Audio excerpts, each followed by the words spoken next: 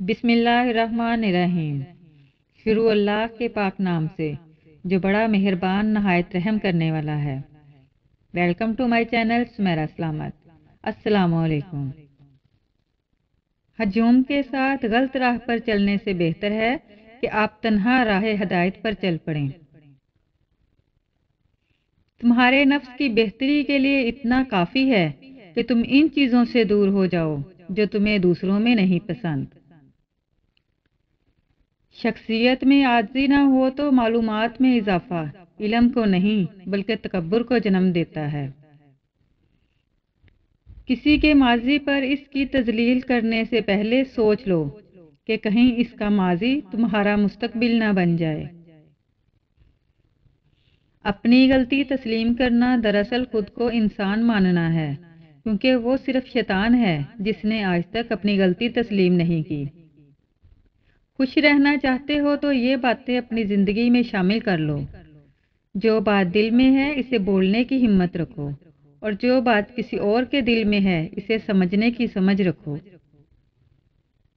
اپنی زندگی ہمیشہ 3 اصولوں پر گزارو۔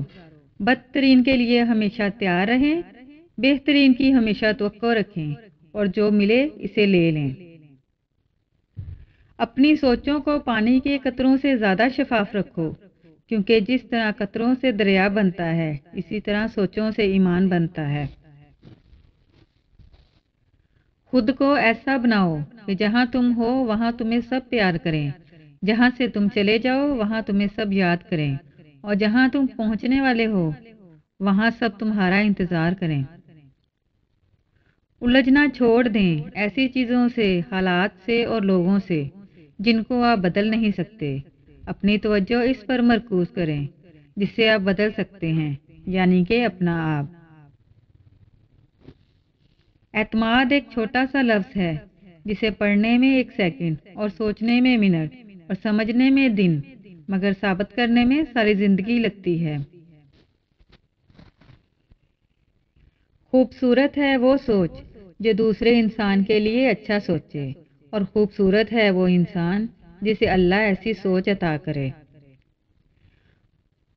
اچھا سوچئے اور اچھا بولیے، کیونکہ بدگمانی اور بدزبانی 2 ایسے عیب ہیں جو انسان کے ہر کمال کو زوال میں بدل دیتے ہیں۔ صبر کا ذائقہ کڑوا ہوتا ہے، لیکن اس کے نتائج بہت خوبصورت ہوتے ہیں۔ ہمارا اچھا ہونا کوئی مطلب نہیں رکھتا، لوگ اپنے حساب سے ہی چلتے ہیں۔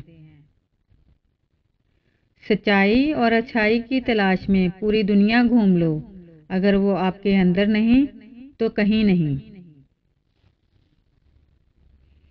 جو شخص لالچ کی جڑ کو کاٹ دیتا ہے وہ اپنے جسم کو حرام سے آزاد کر دیتا ہے۔ تو اللہ کے ساتھ اس طرح ہو جا جیسا کہ مردہ نہلانے والے کے ساتھ، جس طرح چاہتا ہے پلٹتا ہے۔